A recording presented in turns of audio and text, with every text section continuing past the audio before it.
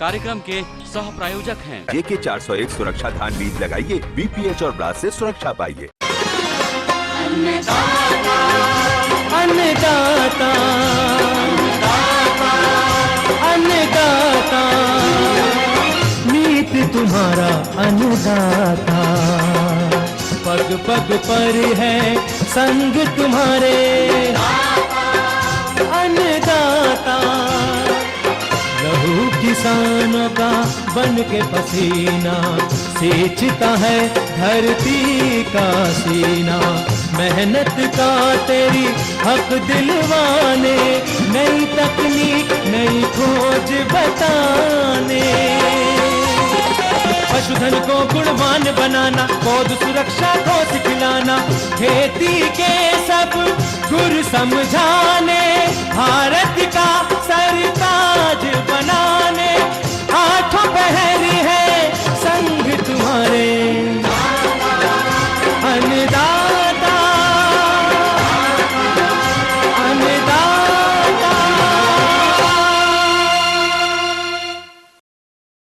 नमस्कार, मैं हूं आपके साथ मोनिका सिंह और आप सभी दर्शकों का अन्नदाता कार्यक्रम में स्वागत करती हूं। हर रोज की तरह हम लेकर आते हैं खेती बाड़ी से जुड़ी हुई बहुत सी लाभकारी जानकारियां। तो चलिए सबसे पहले देखते हैं क्या है विशेष आपके लिए आज के कार्यक्रम में। केले की फसल में किए जाने वाले समसामयिक कार्य।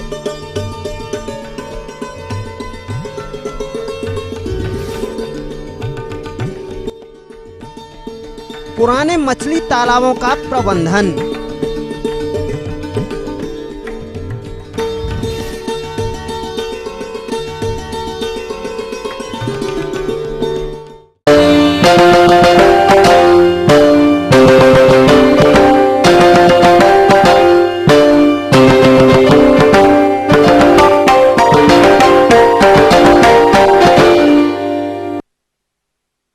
किसान भाइयों, कल के अंश में हमने आपको मृदा परीक्षण के आधार पर फसलों में उर्वरकों के प्रयोग के बारे में दिखाया। उसी कड़ी को आगे बढ़ाते हुए आज हम चर्चा करेंगे प्रदेश की ऊसर, क्षारीय और लवणीय मृदा के बारे में। ये भूमियां प्रदेश के उत्तरी एवं पश्चिमी भागों में ज्यादा है और ऐसी मृदा में यदि आप खेती करते हैं तो उत्पादन आशानुरूप नहीं मिलता है। तो किसान भाइयों, यदि आपकी भूमि क्षारीय, लवणीय एवं ऊसर है तो आपको पहले इनके सुधार करने की आवश्यकता है अथवा इन मृदाओं के अनुरूप फसलें लेना आवश्यक होता है। परंतु अब आपके मन में प्रश्न उठ रहा होगा कि इन भूमियों को कैसे सुधारा जाए और कौन सी फसलों का चयन किया जाए। इसी विषय पर विस्तृत जानकारी के लिए देखिए कार्यक्रम का ये अंश। किसान भाइयों, आइए चर्चा करते हैं ऊसर मृदाओं की पहचान व सुधार के बारे में। किसान भाइयों, सर्वप्रथम हम आपको बताते हैं कि ऊसर भूमि होती क्या है। ऊसर भूमि 3 प्रकार की होती है, लवणीय, क्षारीय तथा आम्लीय, जो कि खेती योग्य भूमि नहीं होती। यदि लवणीय मिट्टी की बात करें तो इसका पीएच मान 7.5 से कम तथा विद्युत चालकता 5 मिलीमीटर प्रति सेंटीमीटर से अधिक होती है और ऐसी मृदाओं की सतह पर रेत जमी हुई रहती है। अब यदि क्षारीय मृदाओं की बात करें तो इसका पीएच मान 8.5 से कम तथा विद्युत चालकता 5 मिलीमीटर प्रति सेंटीमीटर से अधिक होती है तथा लवण युक्त क्षारीय मिट्टी में दोनों के ही मृदाओं के मिश्रित लक्षण होते हैं। जिन स्थानों पर सिंचाई और वर्षा लंबे समय तक नहीं होती है, ऐसे स्थानों पर ये मृदाएं अधिक पाई जाती हैं तथा इस प्रकार की मृदाओं की भौतिक स्थिति एवं संरचनाओं में परिवर्तन आ जाता है तथा इन मृदाओं में रहने वाला सूक्ष्म तत्व एवं सूक्ष्म जीव कम हो जाते हैं, जिससे पौधे की बढ़वार पर प्रतिकूल असर पड़ता है। और इस प्रकार की मृदाओं में खेती करने पर आप देखेंगे कि उत्पादन कम प्राप्त होता है तथा पौधे बौने और अविकसित रह जाते हैं। जहाँ पर कम सिंचाई के साधन होते हैं वहाँ पर इस प्रकार की भूमि हो जाती है, या कभी कभी जब सिंचाई जल लवणीय हो तो तब ऐसी अवस्था में मृदा लवणीय या क्षारीय हो जाती है। साथ ही साथ फसलों पर उर्वरकों व रसायनों के असंतुलित व्यवहार के कारण भी मृदा लवणीय एवं क्षारीय हो जाती है। ऐसी ही लवणीय एवं क्षारीय मृदाएं हमारे प्रदेश में पाई जाती हैं। तो आइए हम चर्चा करते हैं इन भूमियों का सुधार किस प्रकार से किया जाए, जिससे कि आने वाले समय में बेकार पड़ी इन भूमि से अच्छा फसल उत्पादन किया जा सके। मृदा सुधार के अंतर्गत सबसे पहले आप मिट्टी के नमूने की जांच करवाएं। उसमें यदि पीएच की स्थिति क्षारीय है तो आप खेतों में जल भर दें या पलेवा कर देना चाहिए तथा कुछ दिनों तक खेत में पानी को भरा रहने दें, जिससे खेत की मिट्टी में मौजूद लवण और क्षार पानी के साथ घुलकर जमीन के अंदर चले जाते हैं और जो पानी खेत में रह जाता है वो खेत की मृदा में मौजूद लवणों को हटा देता है। इसके बाद जो पानी खेत में भरा रहता है उसको निकाल देना चाहिए। इस प्रकार की मिट्टी को सुधारने का दूसरा जो तरीका है वो है हरी खादों का प्रयोग, जैसे ढैंचा, सनई, लोबिया, बरसीम आदि को खेत में लगाते हैं तथा जब यह फसलें पुष्पन अवस्था में आ जाएं, तब उन्हें खेत में मिट्टी पलटने वाले हल से जुताई कर खेत में अच्छी तरह से मिला दें। इससे मृदा की भौतिक संरचनाओं में सुधार आएगा। इसके साथ ही गोबर की खाद व कंपोस्ट का प्रयोग करें। इन खादों के सड़ने से मृदा में जैव रासायनिक क्रिया होती है, जिससे मृदा में सुधार होता है। इसके अलावा जहाँ पर गन्ने की खेती की जाती है वहाँ गन्ने का प्रेस मड निकालकर मिट्टी में लगभग 15 सेंटीमीटर की गहराई तक मिला देना चाहिए। इससे मिट्टी की भौतिक संरचनाओं में सुधार आता है। इस प्रकार की भूमि सुधारने हेतु जिप्सम का प्रयोग किया जा सकता है। क्षारीय भूमि सुधारने हेतु जिप्सम 7 से 10 टन प्रति हेक्टेयर की दर से प्रयोग करना चाहिए, जिससे मृदा में सुधार होता है। अब दूसरी मृदा जो पाई जाती है उनका पीएच 6 से 7 होता है, जो कि बहुत सी सब्जी वर्गीय फसलों तथा अन्य फसलों के लिए उपयुक्त होती है तथा अच्छा उत्पादन देती है। अब यदि अम्लीय मृदाओं की बात करें, उनका पीएच मान 6 से कम होता है तथा इनमें रासायनिक अम्लों की मात्रा अधिक होती है। ऐसी मृदाओं में हम फसलों को नहीं ले पाएंगे। इस प्रकार की मृदा में नाइट्रेट तत्व के स्थान पर हाइड्रोजन एल्यूमिनियम तत्व आ जाते हैं, जो कि पौधों के लिए जहरीले होते हैं। जहाँ की मृदाओं में अत्यधिक एल्यूमिनियम युक्त उर्वरकों का प्रयोग होता है, वहाँ की भूमि भी अम्लीय हो जाती है। साथ ही भूमि में सूक्ष्म पोषक तत्व नष्ट हो जाते हैं। आइए अब हम चर्चा करते हैं अम्लीय मृदाओं के सुधार की।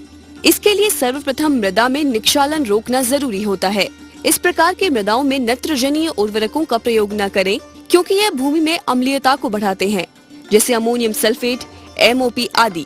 इसके अलावा हरी खाद का प्रयोग करें तथा मिट्टी के जांच के आधार पर चूने का प्रयोग करें। इस प्रकार किसान भाइयों, बताई गई विधि द्वारा मृदाओं का सुधार कर आप फसलों से उत्पादन प्राप्त कर सकते हैं। ये थी कुछ उपयोगी जानकारियां। अब लेते हैं एक छोटा सा ब्रेक, जल्द लौटेंगे और कार्यक्रम में आगे हैं महत्वपूर्ण जानकारियां। बने रहिए हमारे साथ।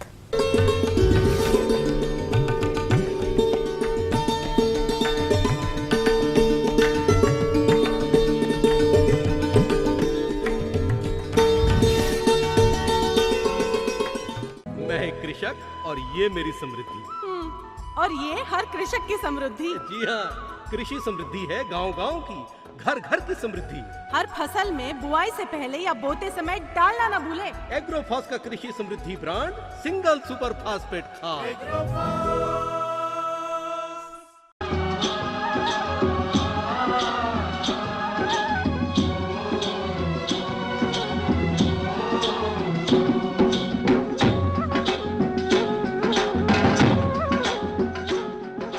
ब्रेक के बाद एक बार फिर से आप सभी दर्शकों का अन्नदाता कार्यक्रम में स्वागत है। बढ़ते हैं अगली प्रस्तुति की ओर।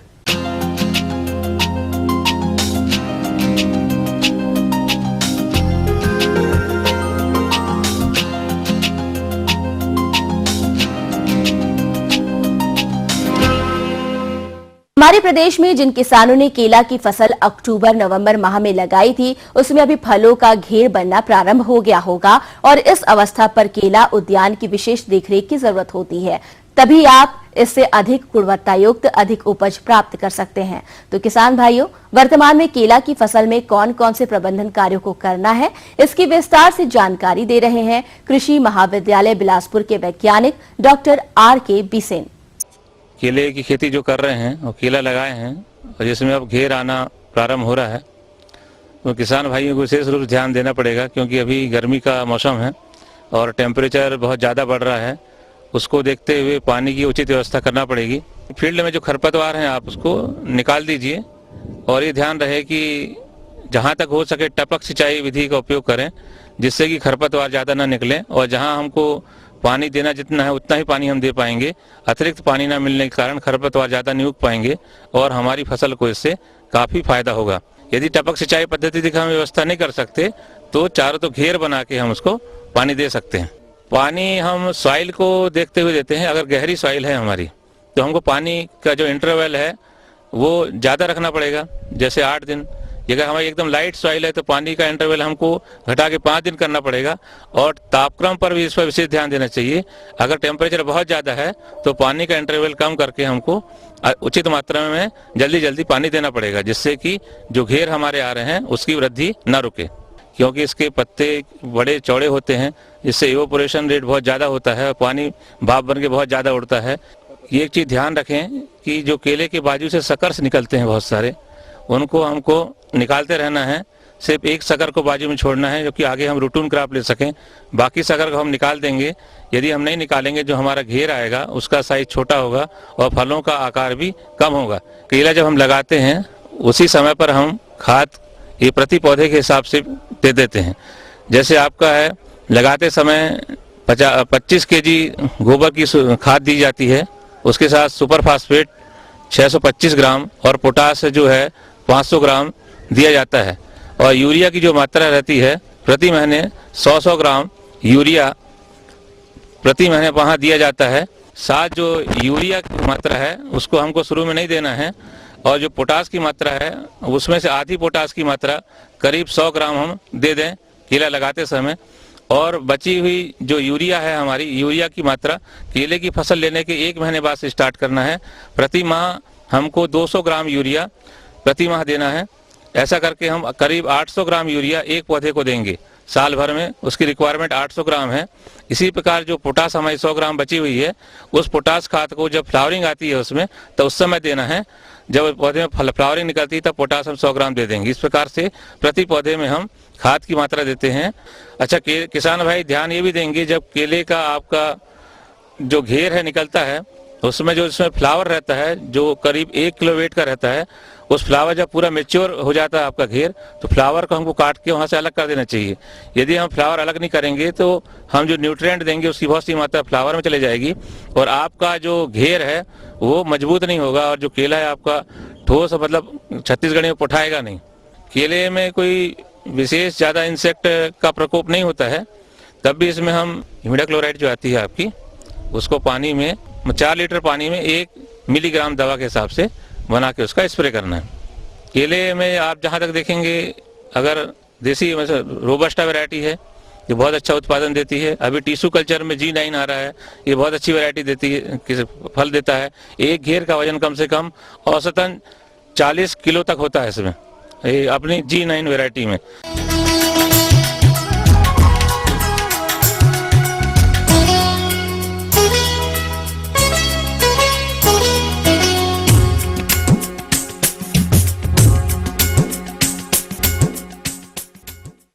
व्यावसायिक फसलों में गन्ना सबसे महत्वपूर्ण फसल है और जिन किसान भाइयों ने शरदकालीन एवं बसंतकालीन गन्ना की फसल लगा रखी है तो उन्हें चाहिए कि वे इस समय गन्ने की फसल में लगने वाले कीटों जैसे अग्र, तना छेदक आदि के नियंत्रण पर विशेष ध्यान दें, तभी इस फसल से अच्छी उपज की कल्पना कर सकते हैं। तो किसान भाइयों, गन्ने की फसल में इन कीटों का प्रबंधन किस प्रकार से करें, इस विषय पर जानकारी दे रहे हैं एक विषय विशेषज्ञ डॉक्टर SN तिवारी। आपको इस बात का तो अंदाज है ही कि गन्ने की फसल में विभिन्न प्रकार के कीटों का प्रकोप होता है।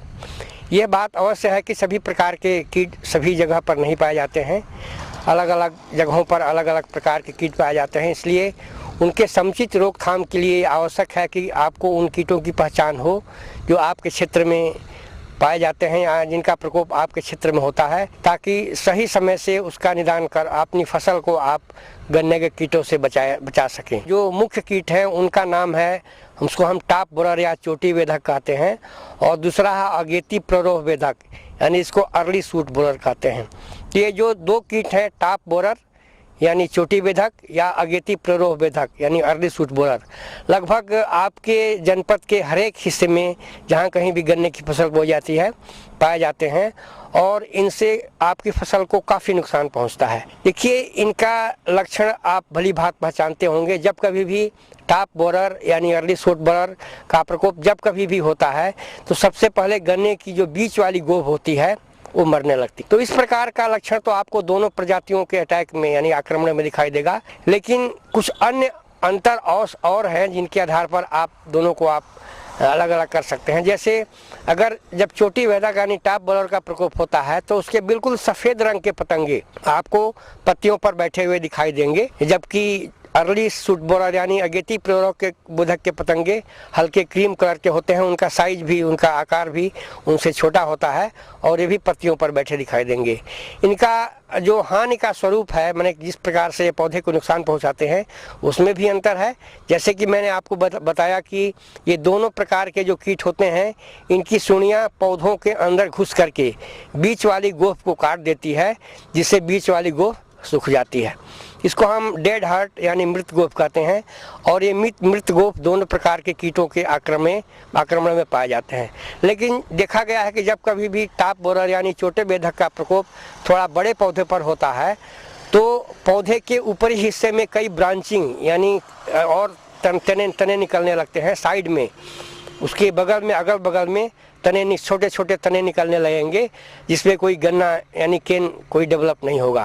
तो आप समझ आइए कि इसमें टॉप बोरर यानी चोटी बेधक का प्रकोप होगा।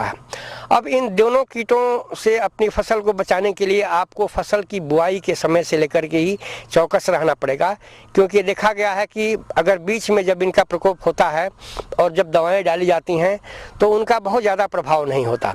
इसलिए अगर आपके क्षेत्र में प्रत्येक वर्ष चोटी बेधक या अगेती प्ररोह बेधक का प्रकोप होता है तो आप बुआई के समय ही कीटनाशी रसायनों का प्रयोग कर दें, जो कि प्रयोग करना भी आसान होता है और वो बहुत ज़्यादा प्रभावशाली होते हैं। लेकिन कुछ किसान भाई प्रारंभिक अवस्था में यानी गन्ने की बुआई के समय इन कीटनाशी रसायनों का प्रयोग नहीं कर सकते हैं, तो उनके लिए बस एक ही तरीका बचा है कि या तो क्लोरांट्रानिलेप्रोलेट 20 SC नाम का जो तरल पदार्थ उसकी ड्रेंचिंग करें। तो ड्रेंचिंग के लिए भी हमें यही करना होता है कि 375 मिलीलीटर दवा को 1000 लीटर पानी में घोल करके स्प्रेयर में आप भर करके और स्प्रेयर की नज़ील को ढीली करके पौधे के तने के पास जमीन में गिराएं। पत्तियों पर देखिए छिड़काव नहीं करना है, आप मोटी फुहार के रूप में आप जमीन में डालते जाइए और अगले दिन अच्छी सिंचाई अवश्य कर दीजिए। अगर आप सिंचाई नहीं करेंगे तब इस दवा का कोई प्रभाव नहीं पड़ेगा, क्योंकि जब हम सिंचाई करते हैं तो इसके अंदर जो अंतर प्रवाही दवा है वो पानी में घुल करके जमीन के अंदर चली जाती है और जड़ के माध्यम से पौधे के अंग अंग में पहुंच जाती है। किसान भाई अगर समुचित ध्यान दें उनकी पहचान कर सकते हैं और सही समय पर दवा डालें तो निश्चित रूप से उनको काफी लाभ होगा। आगे और भी है कुछ रोचक जानकारियां, पर यहाँ पर रुकेंगे एक और कॉमर्शियल ब्रेक के लिए। जल्द हाजिर होते हैं।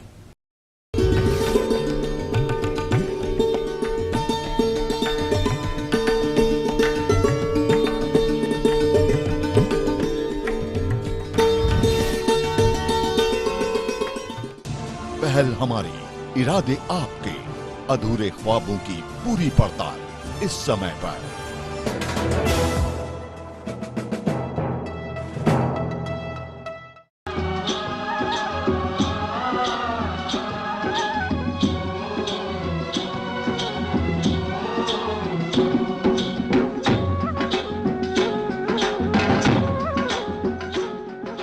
ब्रेक के बाद आप सभी दर्शकों का स्वागत है। चलिए अब रुख करते हैं अगली कड़ी की ओर।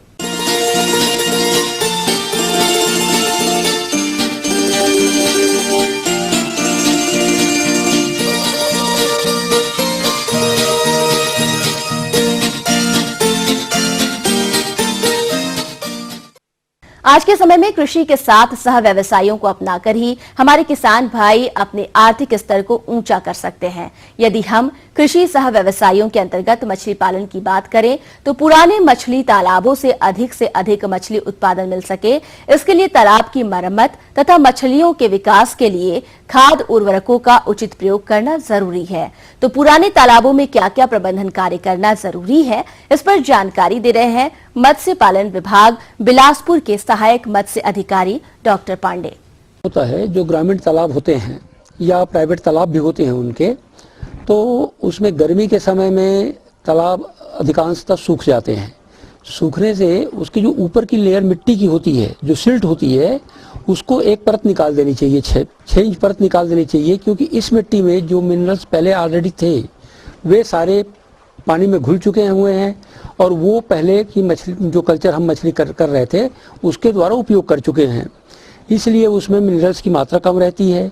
दूसरी बात क्या रहती है, कई प्रकार के जल जीवों के मरने के कारण उसका नेचर एसिडिक हो जाता है, इसलिए वो जो 6 इंच की लेयर जो नीचे की रहती है मिट्टी की, वो निकाल देने से हमारी नई मिट्टी से संपर्क हो जाता है पानी का, और जैसी वर्षा ऋतु में उसमें पानी भरता है उसके बाद में वो पानी फ्रेश रहता है, उसका पीएच लगभग नियंत्रित सा रहता है, उसमें जल जीवों की मात्रा नहीं रहती है, हानिकारक कीटाणुओं के जो और कीड़ों के जो स्पोर्स रहते हैं मिट्टी में पहले वो निकल चुके होते हैं। नहीं सर, हर साल की जरूरत नहीं पड़ती है, सामान्यतः 1.5 से 2 इंच मिट्टी सिल्ट जमा होती है तालाबों में, तो 3 साल में तो लगभग एक बार करना चाहिए। यदि हम मेजर कार्प का कल्चर करते हैं जिसमें रोहू, कतला, मृगल, कभी कभी हम लोग ग्रास कार्प और सिल्वर कार्प का भी उसमें कल्चर कर लेते हैं। सामान्यतः हमारे यहाँ छत्तीसगढ़ में ज़्यादा प्रचलन रोहू, कतला, मृगल का ही है। रोहू, कतला, मृगल 3 तरह की जो मछलियाँ होती हैं, तीनों की फीडिंग हैबिट के कारण ही कंबाइंड रूप से कल्चर के लिए सलाह दी जाती है। इस तरह से हम तीनों तरह के चारे का, जो ऊपर में तैर रहा हो, कॉलम में उतरा रहा हो या नीचे जो बैठ चुका हो, वो तीनों चारे का ऊपर उपयोग हो, इसलिए हम तीनों तरह की मछलियों को पालने की सलाह देते हैं। गर्मी में डिसीज होने की बहुत कम संभावना रहती है, सिर्फ एक ही प्रॉब्लम होता है, ऑक्सीजन की कमी। टेम्परेचर जैसे बढ़ते जाता है ना, तो सरफेस का जो ऑक्सीजन रहती है, डिजॉल्व ऑक्सीजन, जिसको घुली हुई ऑक्सीजन बोलते हैं, ये इवेपोरेट हो जाती है, बाहर निकल जाती हैं ये, तो थोड़ी ऑक्सीजन की कमी हो जाती है। ऐसी स्थिति में मछलियाँ बार बार बाहर निकल करके हवा में सांस लेने की कोशिश करती हैं, तो हमको समझ जाना चाहिए कि वास्तव में उसके पास डिजॉल्व ऑक्सीजन की कमी हो गई है। तो हम उसमें अगर ट्यूबवेल की फैसिलिटी है या कोई दूसरा कैनाल वगैरह से पानी हम दे सकते हैं, तो हमें पानी भरना चाहिए। और पानी हमारे पास में पानी का लेवल भी अच्छा है, पानी साफ भी है हमारे जलाशय का, तो हम उसमें डीजल पंप या कोई भी इलेक्ट्रिक पंप ऐसा लगाएं कि जिसका फुट वाल्व भी उसी तालाब में हो और एग्जॉस्ट भी उसी में हो, ताकि पानी में एक सर्कुलेशन हो जाए और पानी जब वहाँ पर गिरेगा झरझर झरझर तो ऑक्सीजन भी घुलती है उसमें। पानी साफ करने के लिए तो हम ब्लीचिंग पाउडर की सलाह देते हैं, ये भी 15 ppm की मात्रा में उसमें तालाब में डाला जाता है, और गर्मी में इसकी ज़रूरत पड़ती है। सबसे बढ़िया ये रहता है कि हम उसमें पानी रिफिल कर दें, हाँ, वाटर लेवल हम उसका बढ़ा दें तो बड़ा अच्छा रहता है वो। और साथ ही साथ जब हम चारा डालते हैं तो वो चारे का पूरा सदुपयोग होना चाहिए, वेस्ट ना हो, डिकम्पोज हो जाएंगी और उसके बाद में फिर पोल्यूशन फैलता है। तो चारा जो फीडिंग कराते हैं तो उसको भी हम जो 4% बॉडी वेट के हिसाब से जलाशयों में चारा हम खिलाते हैं, माने बड़े तालाबों में जो चारा खिलाते हैं मेजर कार्प के लिए, वो 4% बॉडी वेट के हिसाब से करते हैं। तो उसको हम छोटी छोटी तरियाँ या पुरानी टोकनियाँ इसमें रस्सी से बांध करके ऊपर फ्लोट लगा दें पानी के ऊपर, बॉटल वगैरह का, और डुबा दें, और वो 1-2 दिन में हम उसको उठा करके देख लें हमारा चारे का पूरा उपयोग हुआ है कि नहीं हुआ है। अगर बच गए हैं चारे हमारे तो उसको फेंक दें और दोबारा हम उसमें कम चारा डालें, और यदि खत्म हो जाते हैं 1-2 दिन में तो हम चारा की मात्रा बढ़ा भी सकते हैं।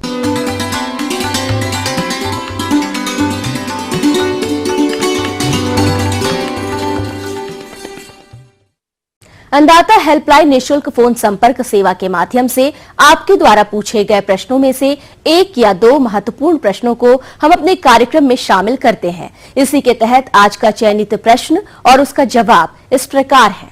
अन्नदाता निःशुल्क फोन संपर्क सेवा के माध्यम से पूछे गए प्रश्नों में से आज हमने जिस प्रश्न को कार्यक्रम में शामिल किया है उसे पूछा है ग्राम बुढ़ागर, जिला जबलपुर के कृषक आकाश जाटव ने। यह तिल की फसल में लगने वाले कीटों के नियंत्रण पर जानकारी चाहते हैं। तो आकाश जाटव जी, आपकी जानकारी हेतु प्रस्तुत है कार्यक्रम का यह अंश। आइए किसान भाइयों, जानते हैं तिल की फसल में लगने वाले कीट एवं इनके प्रबंधन के बारे में। इन कीटों में सर्वप्रथम आता है तिल का फली छेदक कीट। यह कीट फसल का मुख्य शत्रु होता है। इस कीट के पूर्ण विकसित इल्ली हरे पीले रंग तथा इसका सिर काला होता है, जिससे इसे आसानी से पहचाना जा सकता है। यही अवस्था फसल के लिए हानिकारक होती है। फसल जब पुष्पन की अवस्था में होती है तो इल्ली सबसे अधिक हानि फूलों को पहुंचाती है। ग्रसित फूलों से फलियां नहीं बनती हैं। इस तरह जुलाई माह से अक्टूबर माह तक यह फसल को हानि पहुंचाती है। साधारणतः इस कीट से फसल को 6 से 8% तक की हानि होती है, किंतु अधिक प्रकोप के समय 50 से 60% तक नुकसान देखा गया है। दूसरा प्रमुख कीट है तिल की गाल मक्खी या गाल फिलाई। यह कीट भी कभी कभी तिल की फसल को अधिक हानि पहुंचाती है। इसकी मैंगट यानी इल्लियां कलियों के अंदर रहकर फूलों के आवश्यक अंगों को नष्ट कर देती हैं, जिसके परिणाम स्वरूप फली की जगह एक गांठनुमा मुड़ी हुई विकृति बन जाती है।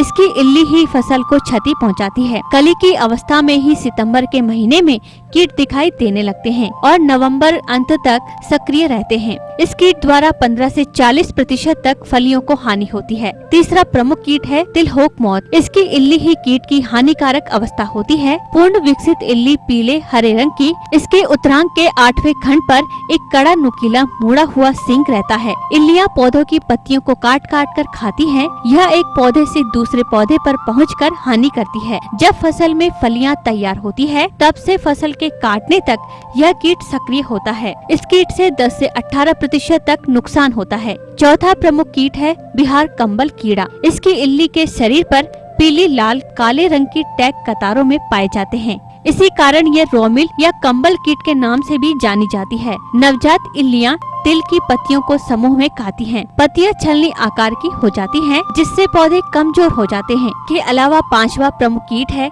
जैसिड।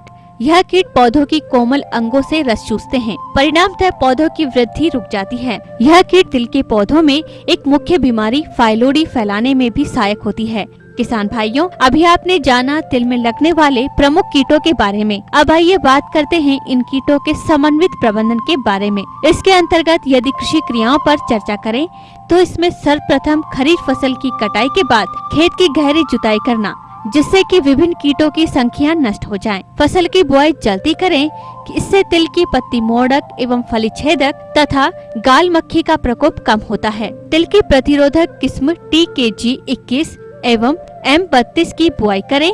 प्रकाश प्रपंच का उपयोग करें। तिलहोक सलव की इल्लियों को इकट्ठा कर नष्ट करें। बिहार कंबल कीट की इल्ली जब वे झुंड में रहती हैं तब उनको इकट्ठा कर नष्ट करें। यदि फसल पर कीट की इल्लियां अधिक संख्या में हो तो इसके नियंत्रण हेतु खेत में थोड़ी थोड़ी दूरी पर T आकार की खूंटियां गाड़ देना चाहिए, जिससे कीट भक्षी पक्षी इल्लियों को देखकर आसानी से खा सके। अब आइए बात करते हैं रासायनिक विधियों पर। भूमि में कीटनाशक फोरेट 10G की 10 किलोग्राम मात्रा प्रति हेक्टेयर के हिसाब से उपयोग करने से प्रारंभिक अवस्था में लगने वाले कीटों का नियंत्रण आसानी से किया जा सकता है। तिल की पत्ती मोड़क इल्ली व फली छेदक फल मक्खी जैसिड व बिहार रोमिल इल्ली के नियंत्रण के लिए मोनोक्रोटोफास 36 SL 600 मिलीलीटर दवा का घोल 600 लीटर पानी में बनाकर प्रति हेक्टेयर के हिसाब से छिड़काव करना चाहिए। याद रहे, पहला छिड़काव बुआई के 30 दिन बाद एवं दूसरा छिड़काव 15 दिन के अंतराल पर करें। इस प्रकार किसान भाइयों, यदि आप बताई गई बातों पर अमल करते हैं तो आपकी तिल की फसल हानिकारक कीटों से बची रहेगी और आपको अच्छा उत्पादन मिल सकेगा। हम ये उम्मीद करते हैं कि आज का कार्यक्रम आप सभी दर्शकों के लिए उपयोगी रहा होगा। किसान भाइयों, अन्नदाता आपकी सेवा के लिए संकल्परत है। कृषि संबंधित समस्या एवं सुझावों के लिए आप हमें इस पते पर संपर्क कर सकते हैं।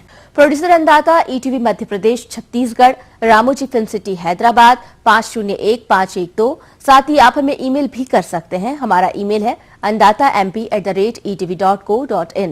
इसके अतिरिक्त आप हमें निःशुल्क हेल्पलाइन नंबर 1800425408 पर दोपहर 12 से 1 बजे के बीच संपर्क कर सकते हैं। अब आइए देखते हैं कल दिखाए जाने वाले कार्यक्रम की मुख्य झलकियां। खेतों में एकीकृत पोषक प्रबंधन।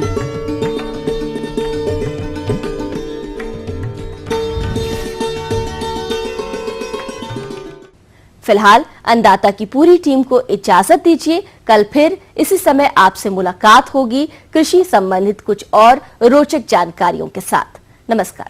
इस कार्यक्रम के सह प्रायोजक हैं JK 401 सुरक्षा धान बीज लगाइए, BPH और ब्लास्ट से सुरक्षा पाइए।